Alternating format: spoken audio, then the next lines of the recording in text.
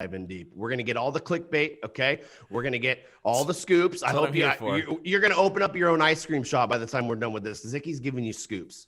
In this economy even, I really appreciate it. I do appreciate it. So you're free from the NWA. As of a couple months ago, you were NWA television champion. So, I mean, obviously the pandemic affected things greatly for the NWA, as did a few other things. So there hasn't been that steady stream of content.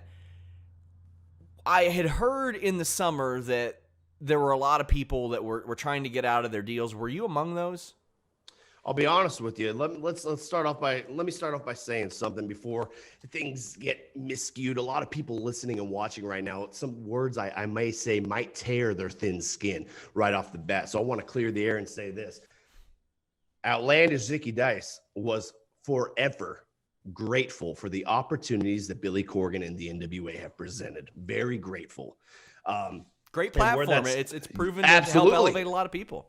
Absolutely. And I was very proud to be a part of it. And I was very proud to have won the television championship from Ricky Starks and start my title reign. This was supposed to be my breakout. But before we dive in deep here, let me start off by saying when I was invited to the NWA, deep down, I knew that it was going to be a lily pad for Outlandish Zicky Dice. NWA was meant to bounce me to the next stage that I wanted, the bigger stage that I feel that I deserve, where I can really let my wings go and see the full potential of Outlandish Zicky Dice. And we had talked once before, wrestled for Championship Wrestling from Hollywood. Billy Corgan saw me there, invited me to the first set of tapings in December of 2019. And then that led to me winning the championship in January, and where I was then offered a contract. I was told that I would be offered something that I was happy and comfortable with, and I was like, okay, this is good. Then it comes to find out I was offered $250 a month as television champion. I turned that contract down.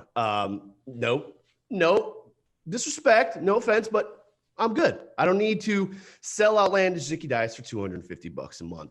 Turned that down, got a call from Billy Corgan, and we raised it up a little bit more during the pandemic.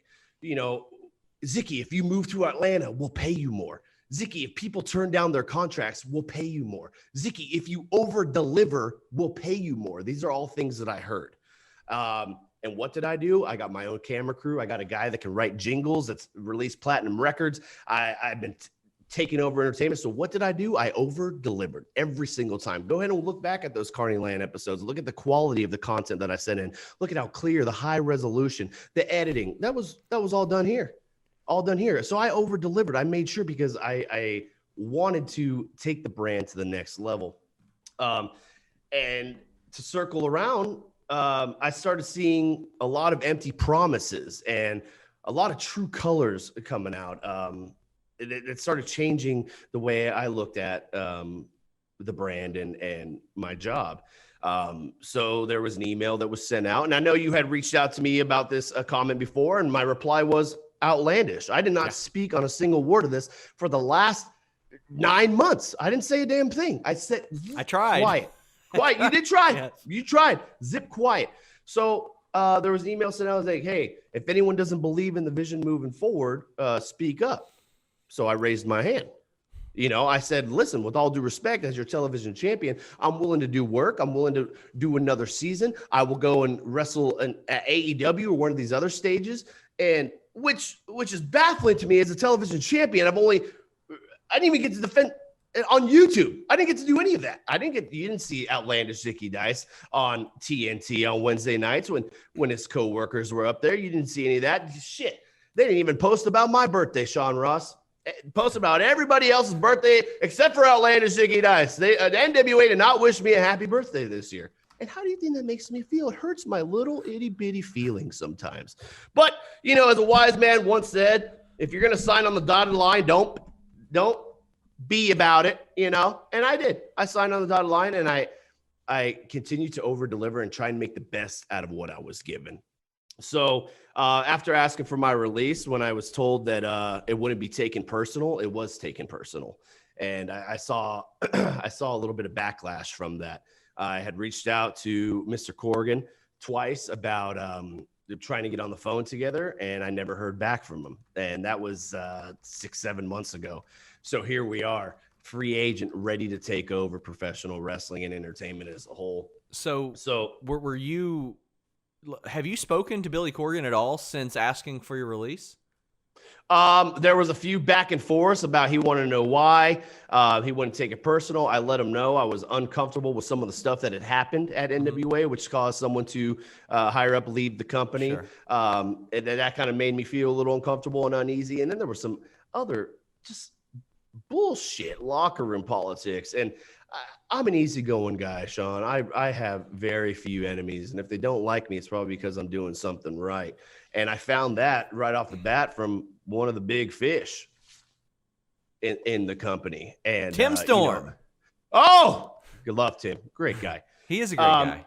Very good guy. And I saw some of that. So I knew going in, and like, I made an impact in NWA right off the bat. You can go back and watch the very first episode of Power. I come out, there's murmurs. I remember hearing people, who is this? And by the end, I had everyone booing me by the end of the match. Go ahead and watch it back. I was able to take control of the masses. And some people didn't like that. Some people thought that I came into NWA like I owned the place or that I was some big shot. No, I just came and do what I do best, and that's entertain and grab the attention, steal the attention from the room.